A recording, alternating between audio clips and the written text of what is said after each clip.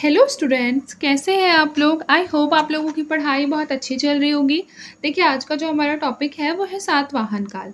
तो चलिए आइए शुरू करते हैं सातवाहन काल।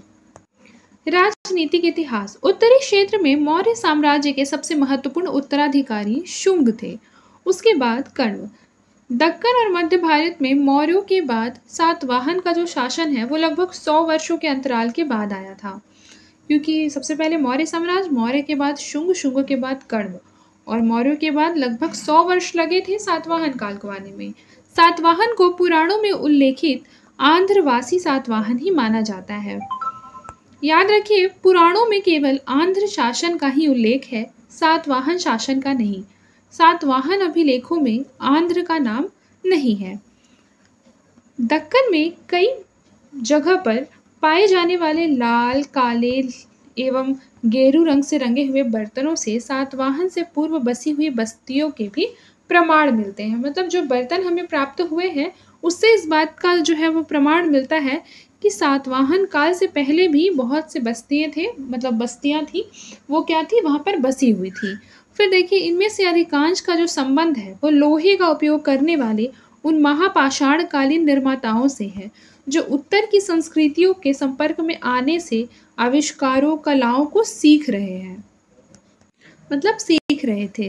देखिए, यहाँ लिखा है कि लोहे का हल, धान की रोपाई और नगरों का विकास, लिखने की जो कला है आदि ने सातवाहनों के लिए राज्य के गठन के हेतु अनुकूल स्थितियां बनाई। पुराणों के अनुसार आंध्रवासियों ने 300 वर्षों तक शासन किया। हालांकि यही अवधि जो है वो सातवाहन वंश के शासन की भी मानी जाती है। सातवाहन के प्राचीन अभिलेख जो है वो ईसा पूर्व पहली शताब्दी से संबंधित है, जब उन्होंने कण्वों को हराकर मध्य भारत के कुछ हिस्सों में सत्ताएं जो है वो स्थापित की थी। इस सातवाहन राजाओं ने न सिर्फ आंध्र में बल्कि उत्तरी महाराष्ट्र तक अपना राज्य स्थापित किया। वहां पर पाए गए सिक्कों एवं अभिलेखों से ऊपरी गोदावरी घाटी में उनकी जो सत्ता है उसके प्रमाण मिलते हैं। और वर्तमान महाराष्ट्र राज्य के इस क्षेत्र में विविध फसलों का जो है वो प्रचुर रूप से उत्पादन होता है। देखिए, लिखा है, धीरे धीरे सातवाहनों ने कर्नाटक एवं आंध्र तक अपनी शक्तियों का विस्तार किया। उस समय ऊपरी दक्कन एवं पश्चिमी भारत में शासन कर रहे शक उनमें सबसे बड़े प्रतिद्वंदी थे। एक समय ऐसा भी आया था जबकि शकों ने सातवाहन को महाराष्ट्र एवं पश्चिम भारत में पड़ने वाले उनके राज्य क्षेत्रों से भी वंचित कर दिया था। बाद में क्या हुआ कि जो गौतमीपुत्र सतकर्णी थे उन्होंने उस क्षेत्रों में विजय हासिल करके इस गौरव को पुनः प्रारंभ कर लिया। और ये स्वयं क्या थे, स्वयं को एक ब्राह्मण कहते थे गौतमीपुत्र सतकर्णी। उन्होंने शकों को हराया था और कई क्षत्रिय क्षेत्रों को भी जीता था। याद रखिएगा, जो गौतमीपुत्र सतकर्णी थे उन्होंने बेसिकली बहुत से क्षत्रियों का विनाश भी किया था।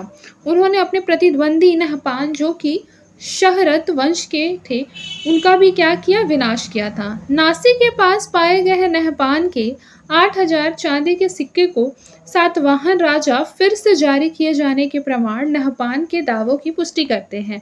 इसके अलावा उन्होंने मालवा, काठियावाड़ पर भी कब्जा कर लिया जो कि शकों के नियंत्रण में था। प्रतीत होता है कि गौतमीपुत्र सतकर्णी का साम्राज्य जो है वो उत्तर में मालवा और दक्षिण में कर्नाटक तक फैला था। संभवतः आंध्र पर भी उनका अधिकार था।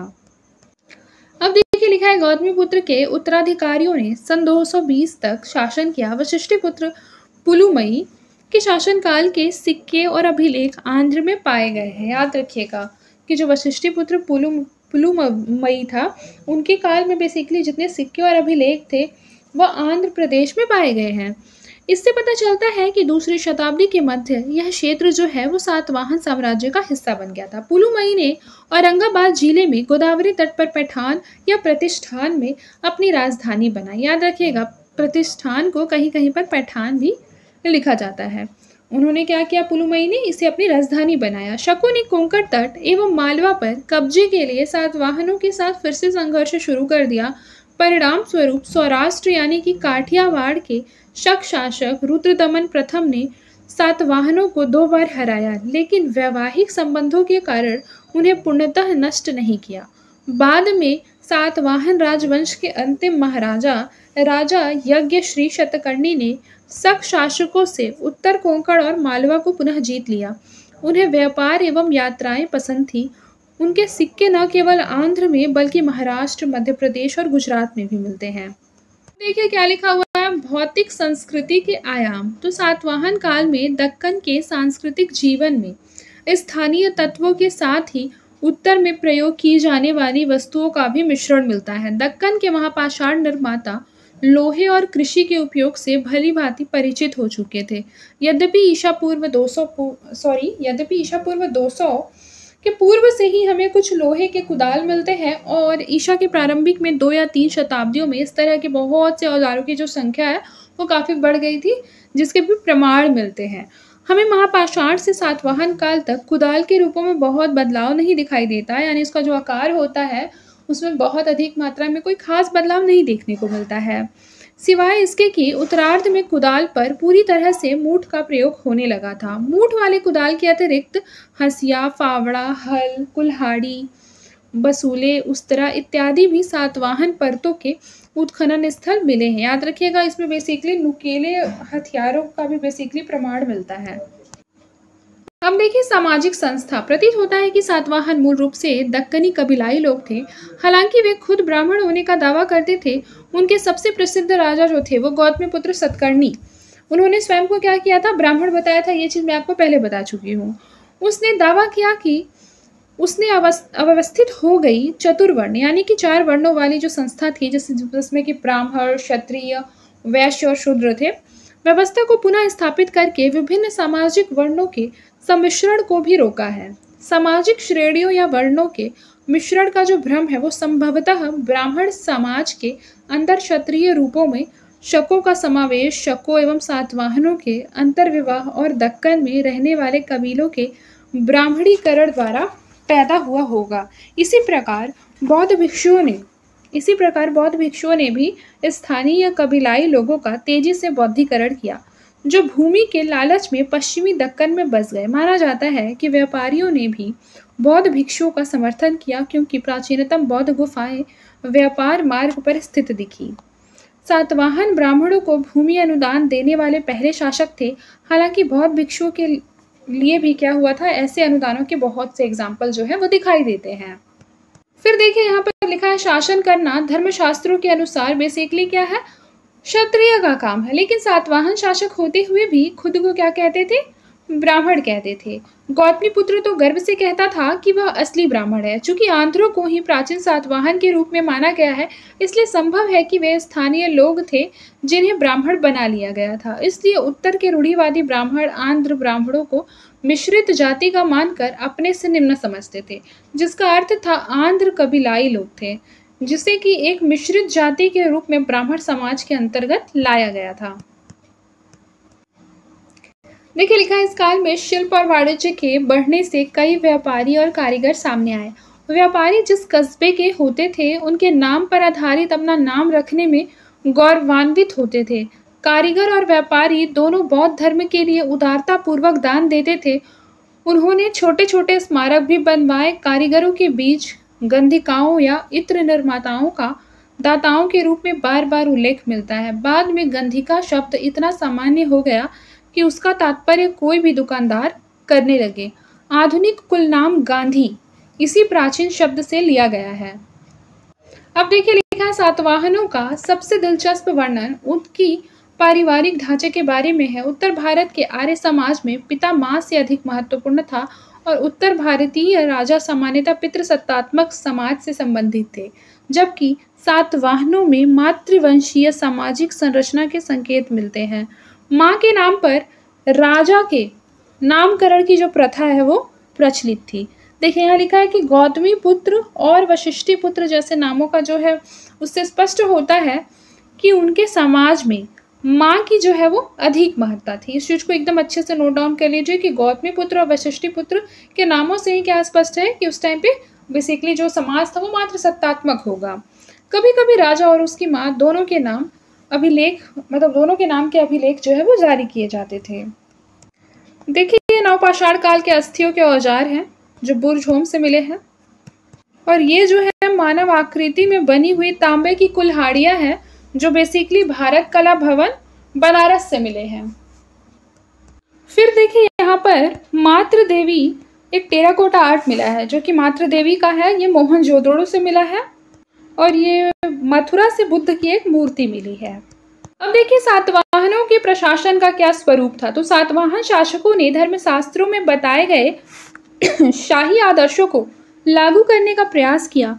राजा को धर्म का संरक्षक एवं अलौकिक शक्तियों से दक्ष माना जाता था।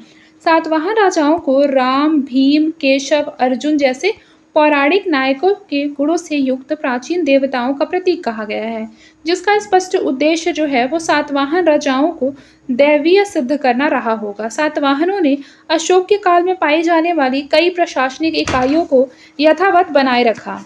याद रखिएगा कि उनके जिलों को भी आहार कहा जाता था, जैसा कि अशोक के समय में था। मौर्य काल की तरह ही उनके अधिकारी अमात्य और महामात्य कहलाते थे। हालांकि उनके प्रशासनिक विभागों को राष्ट्र और उनके उच्च अधिकारियों को महाराष्ट्रिक कहा जाता था। लिखा है सातवाहनों के प्रशासन में कुछ खास सैनिक और सामंती लक्षण पाए गए हैं। यह उल्लेखनीय है कि सेनापति की नियुक्ति प्रांत के राज्यपाल और शासनाध्यक्ष के रूप में होती थी। लिखा है चूंकि दक्कन में कबीलाई लोगों का भली भांति ब्राह्मणीकरण नहीं हुआ था और वे नए नियमों के अनुकूल बर्ताव भी नहीं करते थे, इसलिए उन्हें मजबूत सैन्य नियंत्रण में रखना बहुत जरूरी हो गया था। ग्रामीण इलाकों में प्रशासन का कामकाज गौलमिका को सौंपा जाता था। याद रखिएगा, प्रशासन का कार्य ग्रामीण इलाकों में किसे सौंपा जाता था? गौलमिका को। गौलमिका सेना की एक टुकड़ी का प्रधान होता था, जिसमें 9 रथ, 9 हाथी, 25 घोड़े और 45 पैदल सैनिक होते थे। गौलमिका कौन होता था? सेना की एक टुकड़ी का प्रधान, उसे गौलमिका कहते थे। याद रखिएगा कि जो गौलमिका होती थी, यह बेसिकली टुकड़ी की उसकी जो तैनाती थी वो ग्रामीण इलाकों में शांति और व्यवस्था बनाए रखने के लिए की जाती थी। सातवाहनों के अभिलेखों में कटक और स्कंदवर जैसे पदों के सामान्य प्रयोग शासन और सैनिक चरित्र को उजागर करते थे। ये सैन्य शिविर एवं बस्तियां राजा के आने पर प्रशासनिक केंद्रों के रूप में कार्य करती थी। सातवाहन प्रशासन में दमन की नीति ने महत्वपूर्ण भूमिका निभाई थी। देखिए लिखा है ब्राह्मणों और बौद्ध भिक्षुओं को कर मुक्त गांव प्रदान करने की जो प्रथा है वो सातवाहनों ने शुरू की। इन्हें दिए गए खेत एवं गांव पुलिस कर्मियों, सैनिकों एवं अन्य राजकीय अधिकारियों के हस्तक्षेपों से मुक्त घोषित कर दिए गए। फलस्वरूप सातवाहन साम्राज्य में ऐसे क्षेत्र छोटे छोटे स्वतंत्र द्वीप बन गए जहां पर क्या रहते थे? बौद्ध भिक्षु रहते थे। वहां के लोगों के बीच बेसिकली जो सातवाहन शासक थे वो ब्राह्मण थे और विजयी ब्राह्मणवाद के प्रतीक भी थे। लिखा है कि ब्राह्मण से ही बेसिकली ये लोग समझते थे कि ये कहीं ना कहीं एक विजयवाद का प्रतीक है। देखिए लिखा है प्रारंभ से ही राजा और रानियां अश्वमेध और वाजपेय जैसे वैदिक बलि का आयोजन ब्राह्मणों को दान देकर करते थे। वे बड़ी संख्या में कृष्ण एवं वासुदेव जैसे वैष्णव देवताओं की पूजा भी करते थे। फिर भी सातवाहन शासकों ने भिक्षुओं को भूमि दान कर बौद्ध धर्म को बढ़ावा दिया। उनके राज्य में बौद्ध धर्म के महायान संप्रदाय को बहुत लोग मानने वाले थे, खासकर कारीगर वर्ग। लिखा है सातवाहन शासक में विशेषकर उनके उत्तराधिकारी इक्ष्वाकुओं के समय आंध्र प्रदेश में नागार्जुन कोंडा एवं अमरावती बौद्ध संस्कृति के मुख्य केंद्र बन गए। इसी प्रकार बौद्ध धर्म महाराष्ट्र में पश्चिमी दक्कन के नासिक और जुनार क्षेत्रों में भी फैला, जहां पर इसे व्यापारियों का समर्थन भी मिला। अब अगला देखिए वास्तुकला। आइए देखते हैं सातवाहन काल में वास्तुकला का जो बेसिकली विकास था वो किस तरह से हुआ था। सातवाहन काल में पश्चिमोत्तर दक्कन या महाराष्ट्र के बड़े कौशल और धैर्य के साथ ठोस चट्टानों को काट काट कर कई चैत्य और मठों का निर्माण हुआ। वास्तव में इस प्रक्रिया बेसिकली जो यह प्रक्रिया थी वो 1 सदी के पहले ईसा पूर्व 200 के आसपास ही शुरू हो चुकी थी। उस दौर की बौद्ध धर्म की मुख्य संरचनाएं चैत्य और मठ या विहार थे। चैत्य कई स्तंभों पर बना हुआ एक बड़ा सा हॉल होता था, जिसमें बरामदे के सामने एक बड़ा प्रवेश द्वार होता था। यह बौद्ध धर्म के मंदिर की तरह काम करता था। विहार में एक केंद्रीय हॉल होता था जहाँ की भिक्षु निवास करते थे। सबसे प्रसिद्ध चैत्य पश्चिमी दक्कन में कार्ले का चैत्य है। याद रखिएगा, ये भी PYQ में एक बार पूछा गया है, ठीक है, प्रीलिम्स में। देखिए बरसात के मौसम में भिक्षुओं के निवास हेतु चैत्यों के निकट ही विहार बनाए जाते थे। नासिक में 3 विहार हैं। यहाँ नहपन और गौतमी पुत्र के अभिलेख मिलते हैं जो पहली और दूसरी शताब्दी के हैं। देखिए लिखा है आंध्र के कृष्णा गोदावरी क्षेत्र में चट्टान काटकर बनाए गए वास्तुकलाएं भी पाई गई है, किंतु यह क्षेत्र वस्तुतः स्वतंत्र बौद्ध संरचनाओं ज़्यादातर स्तूपों के लिए प्रसिद्ध है। और स्तूप बुद्ध के किसी भी अवशेष पर निर्मित बड़े आकार की एक गोलाकार संरचना है। और इनमें सबसे अधिक प्रसिद्ध अमरावती और नागार्जुनकोंडा के स्तूप है। अमरावती स्तूप की शुरुआत ईसा पूर्व 200 के आसपास हुई, लेकिन दूसरी शताब्दी के उत्तरार्ध में इसका जो निर्माण है वो पूर्ण रूप से हुआ था। देखिए लिखा है, सातवाहनों के उत्तराधिकारियों अर्थात इक्ष्वाकुओं के संरक्षण में दूसरी तीसरी शताब्दी में नागार्जुनकोंडा सबसे अधिक समृद्ध हुआ। यहाँ बौद्ध स्मारक, ईंटों से बने प्राचीनतम हिंदू मंदिर दोनों हैं। यहाँ लगभग 2 दर्जन मठ गिने जा सकते हैं। स्तूपों और महाचैत्यों को मिलाकर ईसा की शुरुआत शताब्दियों में संरचनाओं के मामले में नागार्जुनकोंडा सबसे समृद्ध क्षेत्र प्रतीत होता है। देखिए यहाँ पर लिखा है भाषा। सातवाहनों की जो भाषा है वो राजभाषा उनकी प्राकृत थी। ये भी क्वेश्चन PYQ में पूछा जाता है कि सातवाहनों की जो राजभाषा थी वह कौन सी थी? प्राकृत थी। उनके सारे अभिलेख इसी भाषा और ब्राह्मी लिपि में लिखे गए हैं, जैसा कि अशोक के युग में था। कुछ सातवाहन राजाओं ने प्राकृत में किताबें भी लिखी। प्राकृत ग्रंथ जो है एक गाथा सतसई या गाथा सप्तसती, ये एक हाल नामक सातवाहन राजा ने लिखा है। ये हल नहीं होगा, ये हाल होगा, ठीक है। हाल नामक एक सातवाहन राजा के द्वारा लिखा गया है। बेसिकली इसमें 700 छंद जो है वो शामिल थे, सभी प्राकृत में लिखे गए, लेकिन प्रतीत होता है कि 6ठी शताब्दी के बाद संभवतः इसे फिर से तैयार किया गया। सातवाहन काल जो है वो हमारा फिलहाल पूरा खत्म हो गया है, ठीक है। इसी के इर्द गिर्द आपके जो क्वेश्चन है वो बनाए जाएंगे। अब अगली क्लास में किसी नेक्स्ट टॉपिक के साथ मिलेंगे। तब तक के लिए अपना ख्याल रखें और मन लगाकर पढ़ाई करते रहें।